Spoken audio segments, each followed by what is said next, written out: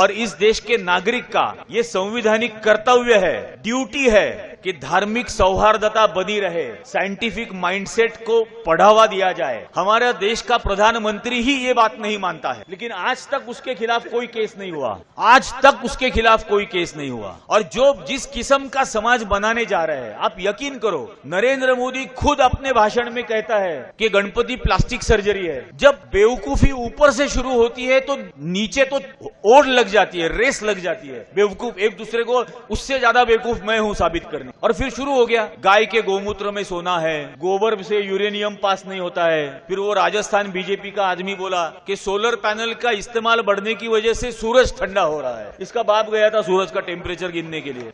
लेकिन हमें सोचना है कि इनको अगर इस तरह से बेवकूफों की नस्ल तैयार करनी है तो क्या हम इसमें शामिल होंगे, और अगर नहीं होंगे तो हमें क्या करना चाहिए ये भी हमें तय करना हो। और आज वाकई में वो समय आया, हर चीज फ्रॉम कल्चर टू एग्रीकल्चर, आप हर चीज में देखो, कहीं भी लोगों की बात, कहीं भी लोगों की समस्या ये सामने रखने की कोशिश नहीं हो रही है।